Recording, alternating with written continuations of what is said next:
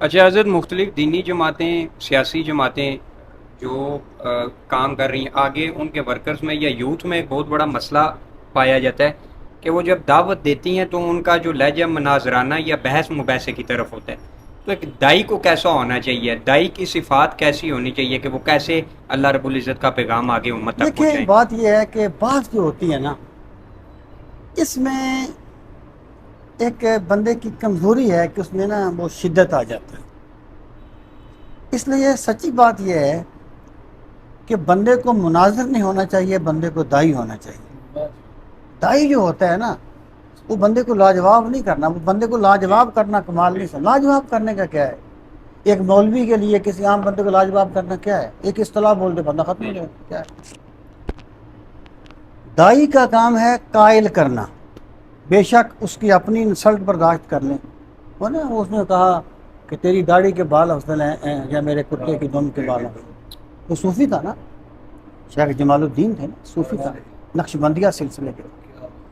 تو انہوں نے طے میں دی. انہوں نے کہا اگر میں اپنے رب کی بندگی کر کے اپنے رب کو راضی کر لوں تو میری داڑھی کے بال اچھے ہیں، اور اگر میں اپنے رب کو راضی نہ کر سکوں، تیرا کتا تو بھی راضی کیے رکھے تو پھر اللہ.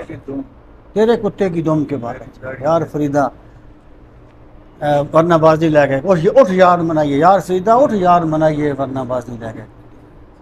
اس لیے ایک دائی کو نا اپنی توجہ، جیسے ایک مریض ہوتا ہے نا، مریض وہ تو ڈاکٹر کو بھی کبھی برا بھلا کہہ دیتا ہے، لیکن اچھا ڈاکٹر اس کے برے بھلے کو مائنڈ نہیں کرتا. اچھا جو قرآن کریم میں کہا گیا ہے، فلا اللہ کا باقی نفس کا اللہ یکن مومنین. اے میرے نبی صلی اللہ علیہ وسلم، کیا آپ اپنی جان پر کھیل جائیں گے کہ یہ لوگ ایمان نہیں لاتے؟ یہ ہے دائی. میں کہا یہ جب ایک بیٹا، ماں کا بیٹا بگڑتا ہے نا، تو ماں صرف اسے سمجھانے کی فارمیلٹی پوری نہیں کرتی، ماں اندر سے کڑتی رہتی ہے. دائی اندر سے کڑتا رہتا ہے کہ یار یہ لوگ کیوں نہیں مانتے.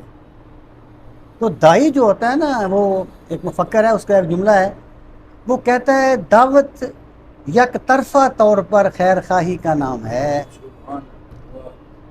اور یہ رسول کریم علیہ الصلوۃ والسلام کی سنت ہے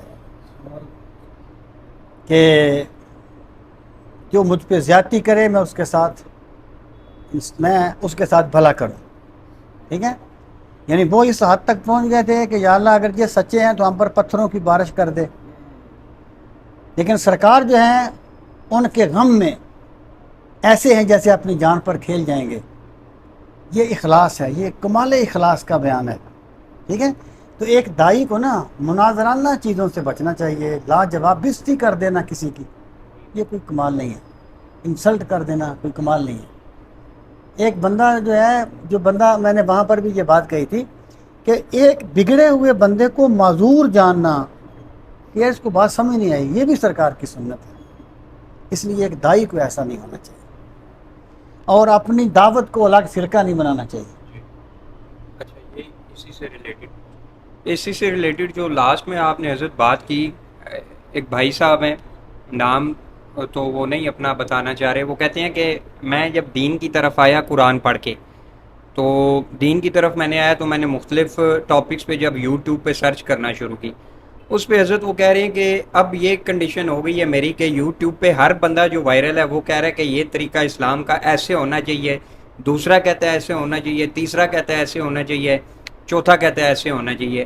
تو اتنے زیادہ اختلاف کی وجہ سے اب میں دہریہ ہونے کے قریب آ گیا ہوں کہ اگر کوئی اسپیکر مشہور ہے تو وہ بھی کہہ رہا ہے کہ مولویوں کی غلطی ہے، مولوی کہہ رہے ہیں کہ فلاں کی غلطی ہے، سیاست دان کہہ رہے ہیں کہ دوسری پارٹی کی غلطی ہے. تو وہ کہتا ہے کہ ایک تو امت میں اتنا بگاڑ، اور اگر ہر بندہ اسلام کو نیا نیا چہرہ دے رہا ہے تو اس کا تو مطلب ہے کہ پھر اسلام کی وہ سچائی حقانیت تو وجود میں نہیں. اب میرے دل دماغ میں یہ شک آنے لگ پڑا، اور مجھے اس چیز پہ ندامت بھی ہوتی ہے، اور میں کوستا بھی ہوں اپنے آپ کو کہ مجھے اللہ اس فتنے سے بچا لے. تو اس کے لیے وہ کہتا ہے کہ حضرت کیا کیسے میں بچوں، کیونکہ ہر اسپیکر جو یوٹیوب پہ وائرل ہے وہ نیا نیا نظریہ پیش کر رہے ہیں، اور اینڈ پہ اب میرا یہ رزلٹ ہو گیا کہ میں دہریہ ہونے کے قریب دیکھیں، پہنچ گیا بات یہ ہے، اللہ تعالیٰ انہیں ہدایت پر قائم رکھے. ہوں. پہلی بات تو یہ ہے کہ اختلاف صرف دین میں نہیں پایا جاتا، اختلاف ہر جگہ پایا جاتا ہے. کیا سیاستدانوں میں اختلاف نہیں ہے؟ آپ نے سیاست کو، ملکوں کو چھوڑ دیا کہ یہاں سیاستدان اختلاف کرتے ہیں. ہر پارٹی دوسری پارٹی کو کیا کہتی ہے؟ غدار وطن ہے، سپورٹ رسک بن گیا ہے. کیا آپ نے چھوڑ دیا ہے؟ ڈاکٹروں میں اختلاف نہیں ہے، کس شعبے میں اختلاف نہیں ہے؟ اب آ جائیں دین کی طرف. میرے بھائی، کچھ چیزیں دین کی بنیاد ہیں جن پر کفر اسلام کا مدار ہے، جن پر نصوص وارد ہیں، ٹھیک ہے، واضح احکامات ہیں، ان میں کسی بندے کا اختلاف نہیں ہوگا. ٹھیک ہے. جب ایک بندہ عقائد قطعیہ کو مانتا ہے، یہ کبھی ہم بتائیں گے انشاءاللہ عقائد قطعیہ کیا ہوتے ہیں، اور ایک بندہ جب مسلمان ہو تو اس کا کیا مطلب ہوتا ہے، وہ کس چیز کو مانے. ٹھیک ہے. ایک بندہ جب لوگ یہ بھی کہتے ہیں نا کہ جناب اگر میں مسلمان ہو بھی جاؤں گا تو وہ اس کو کافر کہتا ہے، وہ اس کو کافر کہتا ہے، تو میں کدھر جاؤں گا، میں تو پھر ویسے کہ میں کہتا ہوں بڑی سمپل سی بات. جو عقائد قطعیہ ہیں، جو قرآن و سنت اجماع امت سے بالکل ثابت ہیں، ان کو مان لو. جو تاریخی باتیں ان کی تو کوئی اہمیت ہی نہیں ہے نا. ایک بندے کو پتہ بھی نہ ہو کہ فلاں جنگ، مطلب یہ ہے کہ وہ فلاں بندہ کیسا تھا، مروان کا اس نے نام نہیں سنا ہوگا، تو یہ چیز کے کم علمی اس کی نجات کے راستے میں رکاوٹ نہیں بنے گی. ٹھیک ہے. تو باقی جو مباحث ہیں نا تاریخی، ان کی تو کوئی دین میں اہمیت نہیں ہے. دوسری بات یہ ہے کہ وہ بیسک چیزوں کو مانے، اللہ تعالیٰ کے ساتھ اللہ تعالیٰ سے راہ ہدایت مانگتے ہوئے اپنے طور پر وہ سمجھنے کی کوشش کرے. نماز اس کو یعنی وہ جس طریقے سے اس کو سمجھ آتی ہے حدیث پاک کی روشنی میں، ٹھیک ہے، اگر وہ کسی کو فالو نہیں کرنا چاہتا، یا وہ یہ بھی دیکھ لے کہ جن بندوں نے حقیقت کو پا لیا ہے وہ کس طریقے سے نماز پڑھتے تھے، اس طریقے سے پڑھنا شروع کر دے. ٹھیک ہے. تو میں یہ کہتا ہوں کہ یہ جو ایسی چیزیں ہیں نا کہ آپ نے نماز کس طریقے سے پڑھنی ہے، یہ مبادیات دین میں سے نہیں ہے. مبادیات، اگر کوئی بندہ جس بھی طریقے سے نماز پڑھتا ہے تو ہم اسے کافر نہیں کہیں گے. ہم یہ کہیں گے اچھا یہ جو فقہا کے اختلاف ہے نا عبادات میں، یہ اصل میں صحیح اور اصح کے اختلاف ہیں، یہ تو غلط اور صحیح کے اختلاف بھی نہیں ہے. اچھا. ہاں، یہ راجی اور ارجح کے اختلاف ہیں. یہ یہاں حضرت معذرت کے ساتھ ایک بات ایڈ کرنا چاہتا ہوں کہ اب جو لوگ کہہ رہے ہیں کہ فلاں جو بندہ نماز پڑھ رہا ہے فلاں طریقے سے وہ نماز قبول ہی نہیں ہو رہی، فقہا کا جو عقیدہ ہے وہ یہ نہیں رہا، آپ یہ کہنا چاہ رہے ہیں کہ یہ صحیح اور فسادی غلط لوگ کا. ہیں، ٹھیک. یہ فسادی لوگ ہیں، یہ فساد پیدا کرتے ہیں. ٹھیک. مجھے آپ بتائیے کہ ائمہ اربعہ ہیں، امام شافعی ہیں، امام احمد بن حنبل ہیں، امام مالک ہیں، کیا ہم نے کبھی ان کے بارے میں کوئی بدگمانی کی؟ نہیں. یہ جو اماموں کی جو فقہی اختلاف ہوتے ہیں نا، یہ جو ہوتے ہیں کہ بھئی میں جس روایت پہ عمل کرتا ہوں، جو امام ابو حنیفہ جس پہ عمل کرتے تھے، وہ فلاں کی نسبت زیادہ صحیح ہے، غلط وہ بھی نہیں ہے، وہ فلاں کی نسبت زیادہ صحیح ہے. اسی لیے سرکار نے فرمایا میری امت کا اختلاف رحمت ہے. اور یہ کہہ دینا کہ اس کی نماز ہوئی نہیں، یہ تو جہالت ہے یار، یہ تو طریقہ ہی نہیں ہے امت کا، یہ تو امت کا طریقہ ہی نہیں ہے. ٹھیک ہے. یہ ان لوگوں کا المیہ ہے جن کا علم میں رسوخ نہیں ہوتا، اور جن کا مقصود اپنی انفرادیت دکھا کے نا لوگوں میں مشہور ہونا ہوتا ہے، وہ ایسی باتیں کرتے ہیں. ورنہ دیکھیں ابن حجر جو ہیں حیتمی، وہ خود شافعی ہیں، شافعی المسلک. اور جب وہ امام ابو حنیفہ، یہ انہوں نے لکھا ہے اپنی کتاب میں، امام ابو حنیفہ پہ انہوں نے کتاب لکھی ہے، شافعی المسلک ہیں، امام ابو حنیفہ پہ کتاب لکھتے ہیں. ٹھیک ہے. ابن حجر حیتمی، اس میں وہ کہتے ہیں کہ امام شافعی جب رفع الیدین کرتے تھے، جب رسول کریم علیہ الصلوۃ والسلام جب وہ حضرت امام اعظم ابو حنیفہ کے دربار مزار پہ حاضر ہوتے تھے تو وہاں رفع الیدین نہیں کرتے تھے، کہتے مجھے صاحب مزار سے شرم آتی ہے. اس کا یہ مطلب نہیں ہے کہ انہوں نے کوئی سنت کو بدل دیا تھا، نہیں نہیں نہیں نہیں، سنت کو نہیں، انہوں نے وہاں یہ فرض کر لیا کہ یار ان کی دلیل مجھ سے زیادہ صحیح ہوگی. تو یہ بڑے لوگوں کی سوچ ہے. حضرت کچھ لوگ سننے میں آتا ہے، ان کا ایک نظریہ ہے کہ امام ابو حنیفہ رحمۃ اللہ علیہ جو ہیں، ان کے جو استاد محترم ہیں وہ امام جعفر صادق علیہ السلام ہے، جو حضرت حسین علیہ السلام کی اولاد میں سے ہیں.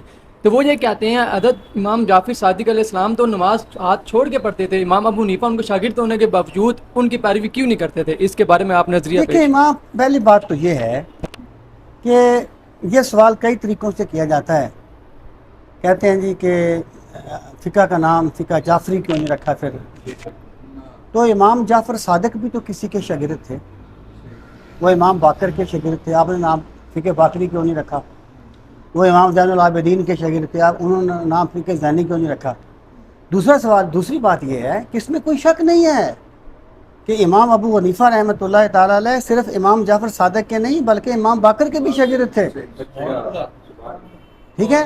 امام ابو حنیفہ کے اور بھی سینکڑوں استاد تھے، ٹھیک ہے؟ تو امام ابو حنیفہ نے دیکھیں فقہ کے جو اصول ہیں نا وہ امام ابو حنیفہ نے مرتب کیے ہیں، اس لیے ان کو فقہ حنفی اس کو نام دے دیا گیا، ٹھیک ہے؟ تو باقی یہ ہے کہ یہ تو ان کا ایک دلیل ہے نا کہ امام جعفر صادق، وہ ان کا کہنا ہے نا، ثابت تو نہیں ہے نا بات۔ اگر امام ابو حنیفہ کے نزدیک یہ روایت پایا استدلال کو پہنچتی کہ امام جعفر صادق رفع یدین کرتے تھے یا وہ آخر دم تک کرتے رہے، ٹھیک ہے، یا یہی روایت ہے کبھی ہے، تو وہ کیوں اس کو اختیار نہ کرتے؟ اس لیے میرے بھائی یہ فقہی اختلاف ہے، میں رفع یدین نہیں نہ کرتا، امام شافعی کرتے ہیں، ان کے امام احمد بن حنبل کرتے ہیں، بخدا میں نے کسی کی نماز کے بارے میں کبھی بدگمانی نہیں کی، کیونکہ یہ میں سمجھتا ہوں وہ بھی ایک دلیل پر ہے، میں بھی ایک جی دلیل پر ہوں۔ میرے نزدیک حناف کی دلیل کبھی ہے، ان کے نزدیک اپنی دلیل کبھی۔ بے شک۔ اس چیز کو اس پس منظر میں لینا چاہیے، یہ کفر اسلام کے اختلاف نہیں ہے، فقہی اختلاف، یہ صحیح اور اصح، راجح اور ارجح کے اختلاف۔ بہت شکریہ حضرت، انشاءاللہ زندگی رہی تو پھر اللہ پاک اگلی جزائے دفعہ خیر دیجیے، آپ لوگوں کو آپ نے بڑا وقت دیا، دعا فرمائیں۔ جی راج۔ جی